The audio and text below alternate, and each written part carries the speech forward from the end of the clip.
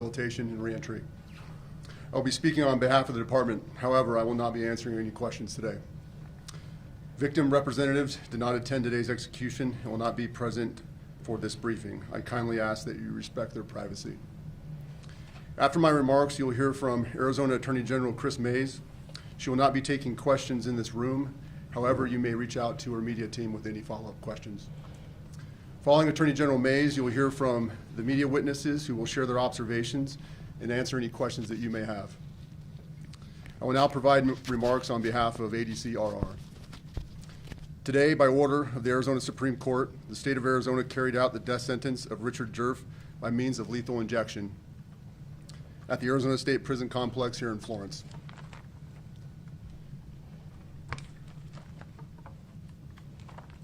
Mr. Djerf's last meal included a double cheeseburger with lettuce and tomato, onion rings with ketchup, a slice of cherry pie and whipped cream, and a 20-ounce Pepsi with ice. Mr. Djerf did not elect to have any spiritual advisor present with him during the process.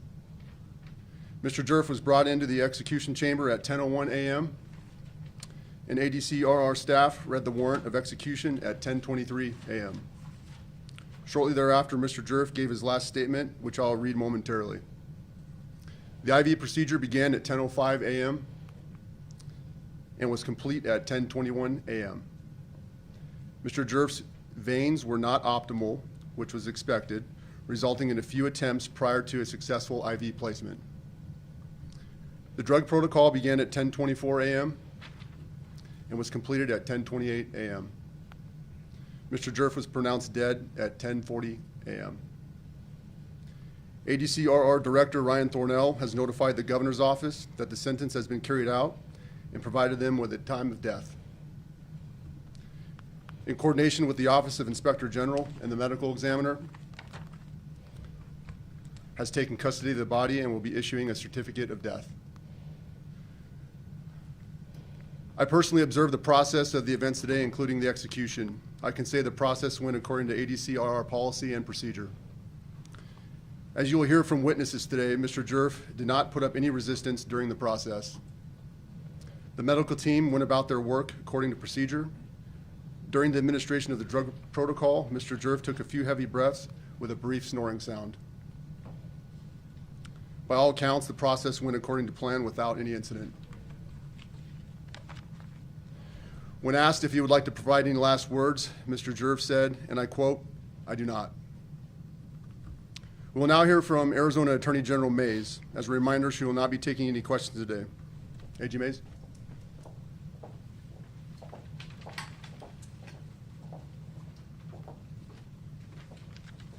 Good morning, everyone. I'd like to acknowledge first the investigators, law enforcement officers, prosecutors, judges, and court staff who continue to work tirelessly on behalf of the citizens of Arizona to bring about truth and justice, in this case and many others ongoing in our criminal justice system. The death penalty is the law of Arizona. And yet, each time the state asserts this ultimate measure of justice, we must recognize the seriousness and the solemnness of taking a life. Today should be about the members of the Luna family, who Richard Djerf brutally murdered that September day in 1993. Those 4 innocent victims deserve justice, and their loved ones deserve closure. To the Luna family and other crime victims like them, know that the Arizona Attorney General's office will fight for the justice that you deserve. Thank you.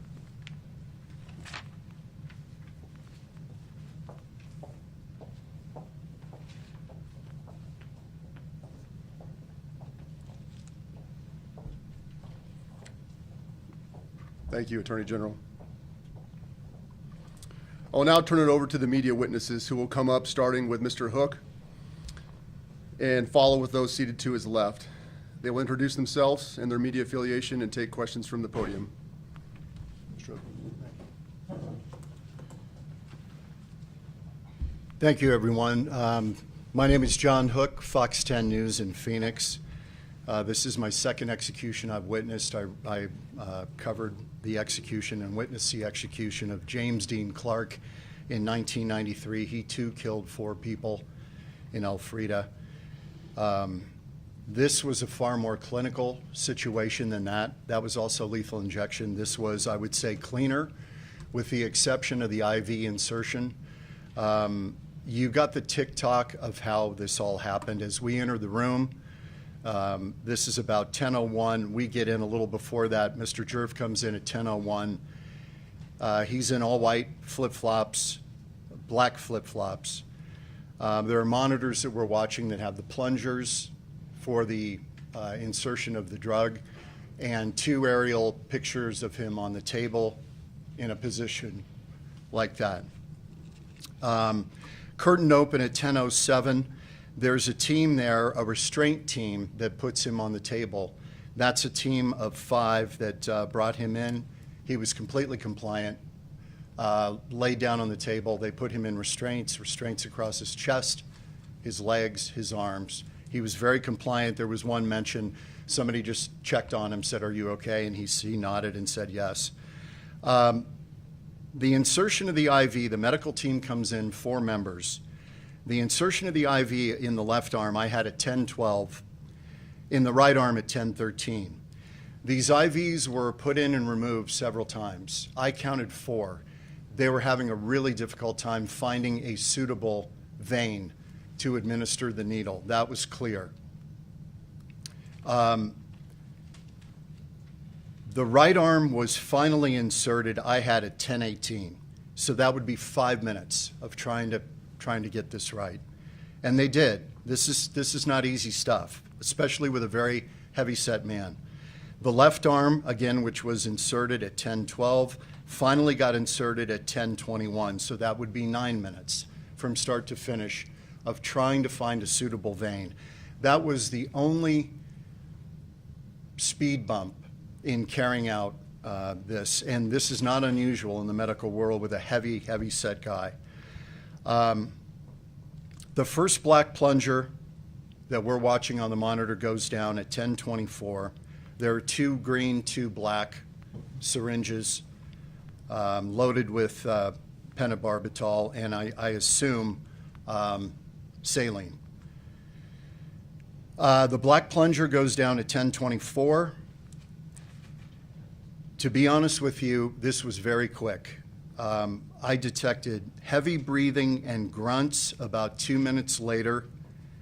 He looked sedated, his mouth slightly agape. And by 10:30, his breathing was depressed, shallow, and by 10:30, 10:31, we're talking now 6 minutes, I detected no breathing, no movement, no reaction at all. 10:32, a technician came in to check him, I think feeling for a pulse in the artery here. His eyes were closed, no movement, no breathing, motionless by 10:32. I would say Mr. Djerf was gone, but I'm not a clinician. Time of death officially 10:40, as you heard. So I have onset of death from start to finish, 6 minutes. I think it has to be said, there's always concern and worry about the condemned and whether they go through pain, suffering, discomfort. But I'd really urge people to think about the Luna family. They endured 7 hours of torture in that house 32 years ago. It was a heinous crime, and we have to think about the Lunas during this. As the Attorney General said, they deserved justice as well. Thank you.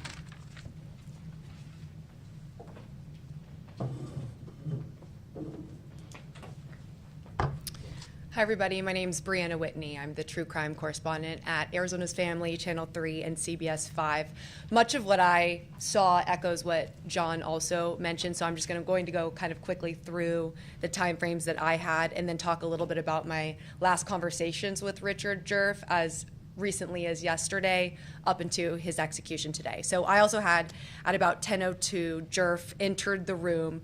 4 technicians came in with him to perform this. And at 10:05, where we were sitting in kind of like a pews type stands area, the curtains opened and we could see him there on the gurney.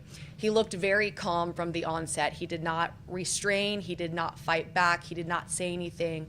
I also noted he did not look at us, and something that he told me in messages before his execution was that he had a lot of anxiety that people were going to actually watch him die.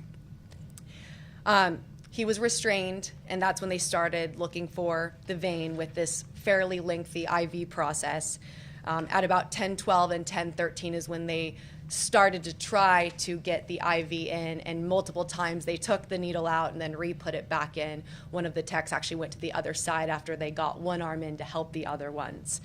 But during that whole time, Richard Djerf didn't really move or show any sort of signs of any struggle. He kept his eyes shut. The only thing I saw was his head shake just a tad with a little bit of a twitch in his shoulder, and that was it.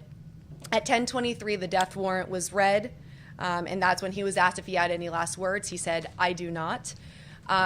That was somewhat surprising because he has been very remorseful in the past couple weeks, but he had said something to me a couple days ago that he felt like he got everything off his chest with a statement to the media, kind of explaining the immense amount of remorse he's had for the crimes that he committed. At 10:24, I had the first syringe going in, followed very quickly by the others. On our monitors, we could see 8 syringes, but they only used 4 during this process.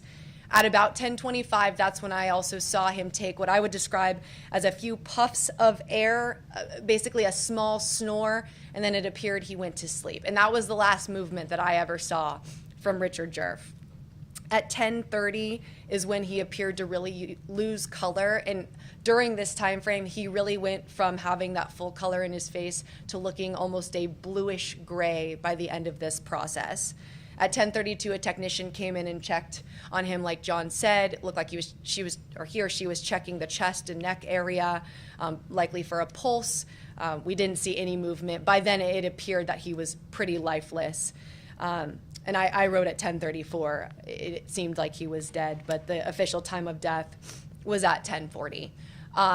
This all seemed to go very routine. It felt very peaceful. It felt very clinical.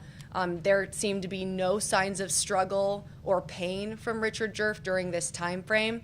And the last message that he sent me yesterday, he said he got everything off his chest. He wrote out the names of the Luna family and said their names should be remembered, not mine. Does anybody have any questions about the process or anything that we saw? Good. Thanks.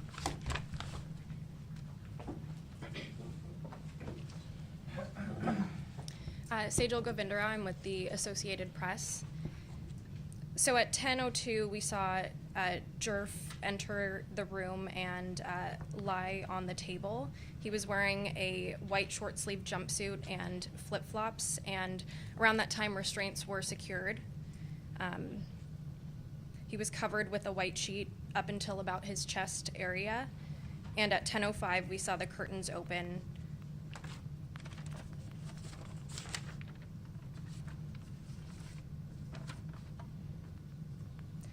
Around 10:12 was when the IV process appeared to begin. It took about 9 minutes for both arms, IV lines, to be taped down. At 10:18, the right IV was inserted and taped down, and at 10:21, the left arm was inserted and taped down. When asked if he had last words, Djerf said, "I do not." At about 10:25, I saw the black syringe pressed. At 10:25, about within the same minute, I saw the green syringe being pressed. And at that point, I noticed several noises from Djerf, including sort of a grunting sound, and a puffing breath. At 10:27, the second green syringe was pressed. And at 10:28, the second black syringe was pressed.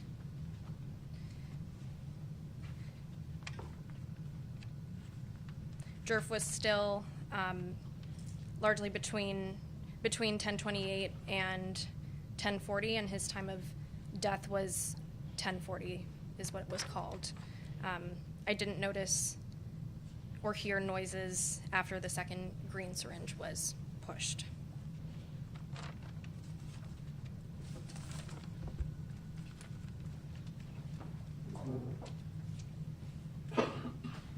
Hi, everyone. I'm Hector Lagunas, news reporter with Univision. I'll go ahead and mention something briefly in English, and then I'll go ahead and just translate to Spanish. But I can agree with most of us. I think we can also agree that most of us were nervous. I was, for the most part, anxious. I felt anxiety. So did my colleague as well. I feel like when everything was done with, that feeling was gone, right? But like you guys said, he was cooperating with everyone. We did see 4 technicians, 4 doctors, so to say. He was tied up from his arms, chest, knees, legs, so to say, but he also had a white sheet covered up to his chest. At 10:16, something that we briefly talked about, I did notice that he moved his left leg. That was before they actually applied the IV. Like they said, they were struggling to put the IV into his arms. They kept poking him. I did see blood in his arms as they were trying to poke him. They were at the same time cleaning the blood from his arms. Something else that caught my attention, he walked in, I felt a little stiff, nervous. He was holding his chin up. And as he was laying down, he kept his chin and mouth up. When he passed, he had his mouth semi-opened with his teeth showing. That's when I noticed that he possibly had passed away. And that's pretty much what I have. Something else, I mean, his skin color, he's reddish. He walked in, obviously he's a white male, and when they applied the injections, it went quickly from reddish color to a very pale and gray color in a matter of 1 minute, I'd say. Ahora voy a cambiar en español. Él entró de blanco, cooperando con los 4 técnicos o doctores, por así decirlo. Lo ataron de los brazos, pecho, pierna y pies. En ningún momento abrió los ojos. He never opened his eyes from start toward the end. Siempre mantuvo los ojos cerrados. Lo mencionaba, también lo taparon con una sábana blanca hasta el pecho después de haberlo amarrado o atado. A las 10:16 lo observé mover su pie izquierdo. A las 10:27, ya lo comentaban mis colegas, fue cuando comenzó a roncar un tanto fuerte. Yo conté estos ronquidos, fueron 4 aproximadamente en 4 diferentes ocasiones, hasta que finalmente se le observó tratando de obtener su respiración. Alzó un poco el pecho, cae para atrás y fue cuando aparentemente pues él fallece. A las 10:30, ya lo mencionaba, también cambia su color de piel. Él es un hombre blanco, de origen anglosajón. Cuando le aplican estas inyecciones, cuando se las administran, su color de piel cambió en cuestión de 1 minuto de un color rojiza, piel rojiza, a un color muy pálido, muy gris, muy gris. Quería y me gustaría reiterar en cuanto a ese detalle. A las 10:33 le revisaron el pulso y a las 10:40 fue cuando pues anunciaron su muerte. Do you guys have any questions?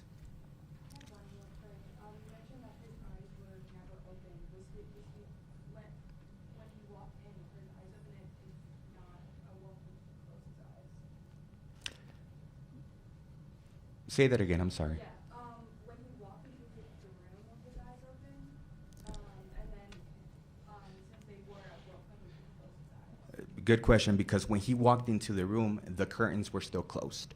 So we weren't able to see, obviously, I mean, he would have to see where he's heading to, right? But we could only see their feet. It was men dressed up in black. They were not the technicians or the medics that, administered the injections, but as soon as they opened the curtains, he kept his eyes closed. From start to finish, I never saw him open his eyes. Again, I felt like he was always very stiff, holding his chin up, very nervous in a way. And towards the end, like I said, I did see that his mouth opened, and then before they closed the curtains, I was able to see that we could see his teeth, meaning his mouth was, again, opened. So by the time that the curtains opened, he was already down. By the time the curtains were open, he was almost on top of the bed, if not on top already. Mm-hmm. Yeah.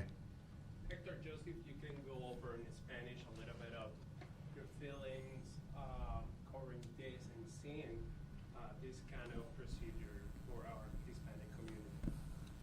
Es la primera ejecución que logramos presenciar y creo que es increíble ver a un hombre morir de tal manera, porque mucho hemos cubierto las escenas de crímenes. Tú, José Ángel, has estado ahí con nosotros y estamos acostumbrados a llegar y ver un cuerpo sin vida, mas sin embargo no logramos divisar la manera en que matan a estas personas.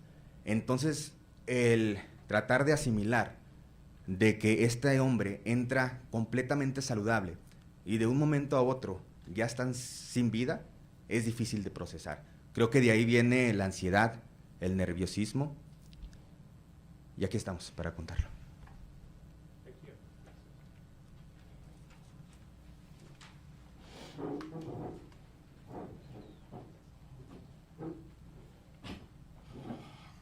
Good morning. Matthew Casey, KJZZ 91.5 Public Radio. I agree with pretty much everything that my fellow witnesses have said. One thing I would notice is that it was standing room only in the death room. And up on the ledge, there was a box of tissues and a stack of brown paper bags, sort of like vomit bags in an airplane. It seemed of the four techs, one of them was in charge and probably the most trained. They put the right arm in first, and then they went over and helped put in the left arm. It was a very short, brief period of time between when they said, the execution is now commencing, and when his breathing appeared to stop. Like, his stomach kind of rose a few times, and then it was pretty quick.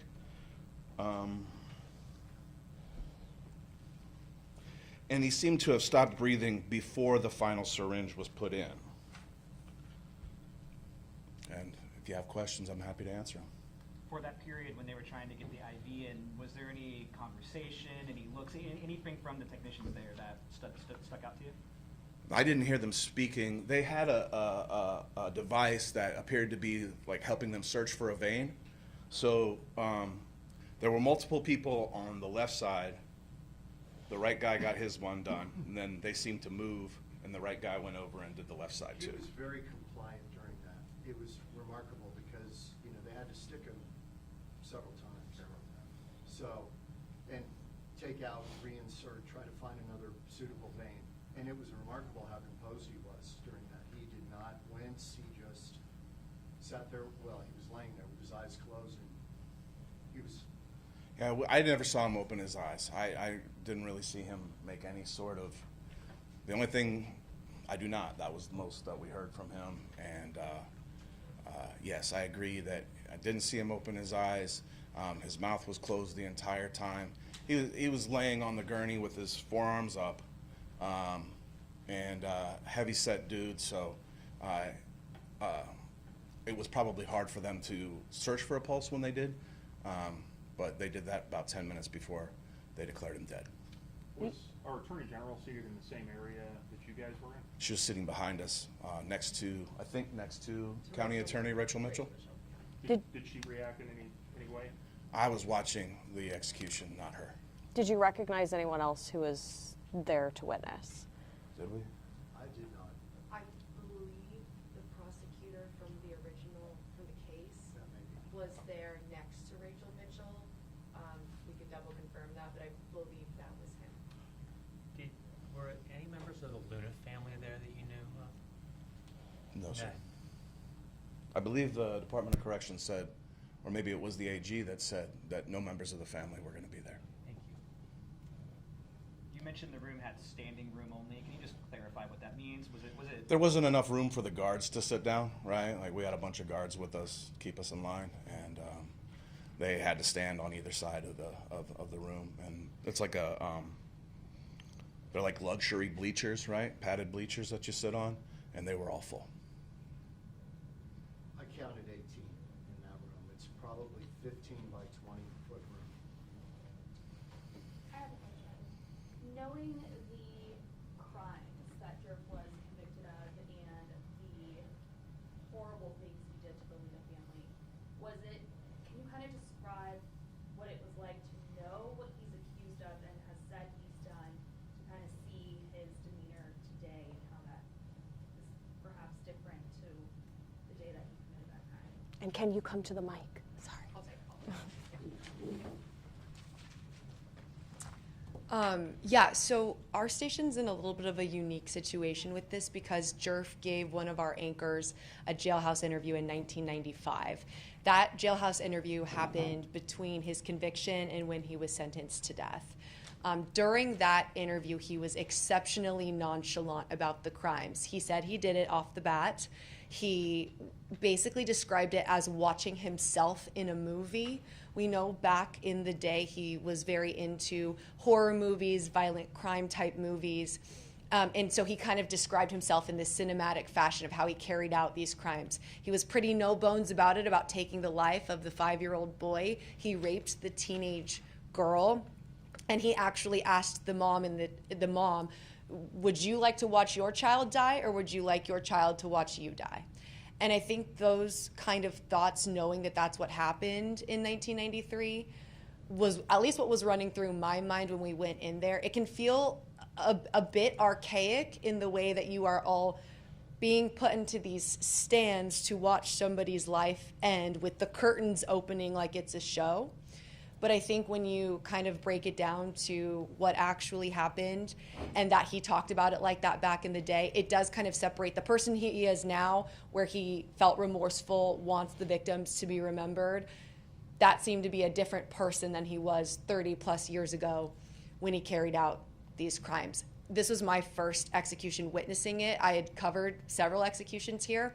I think the most anxiety-provoking moment was walking in there, the curtains opening, but I at least kept reminding myself of the horrific nature of the crimes and how his demeanor was at the time, and that's what he was being put to death for. If that answers the question. Anybody else? There are people that have been critical of this process and in the past expressed concerns over things like heavy breathing, but you described this as peaceful, I think was the word you used. Completely. I actually think it felt more nerve-wracking walking in, seeing him get the restraints on and the IV going in. By the time the process actually started, it felt very peaceful. I kept describing it as clinical because that's how it felt. It didn't seem like he suffered at all, and people are very critical of this. And I've also had a lot of people ask me, what if this happens to somebody who's not guilty? Djerf admitted to these crimes from day one, and he himself told me he believed he also should be put to death. So if that's any sort of, reassurance to people who believe that maybe this should not be his fate, Djerf himself believed he deserved to die because of what he did. In your conversations with Djerf, do you know if he invited any witnesses to attend today, or did you see anyone that wanted to invite witnesses? I did not, but you had talked to. There was the last person that left before us who may have been there on his behalf. He was a gentleman, elderly, by himself.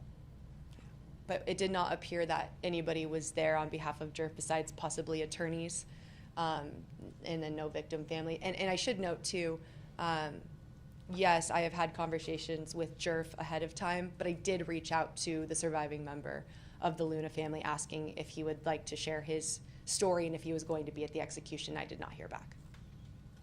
Was Director Thornell there? John, would you mind coming to the mic and Yeah. just kind of describing the emotion in that room?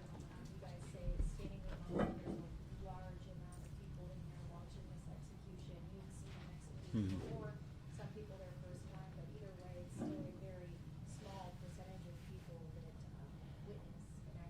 Yeah. Swaying that with what you did? It's anxiety producing, walking in there and even thinking about it leading up to the event, because no one generally knows when their life is going to end.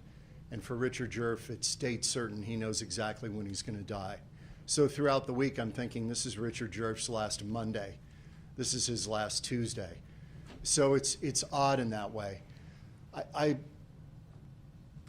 I think going through the crime in detail, which I did, and I did this with James Dean Clark, who murdered 4 people on a dude ranch in Elfrida in the 70s.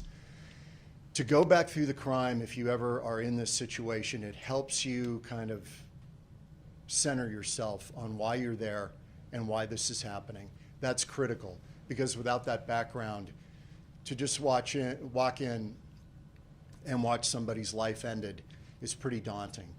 Even somebody like Richard Djerf.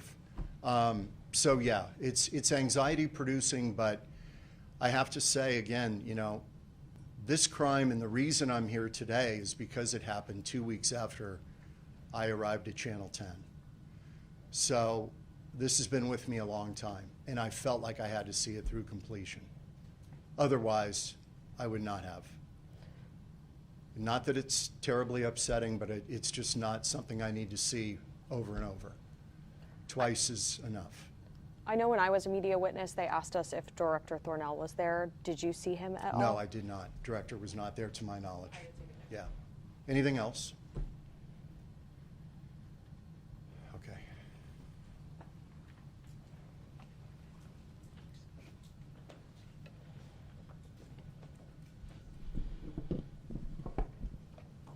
Thank you, appreciate it.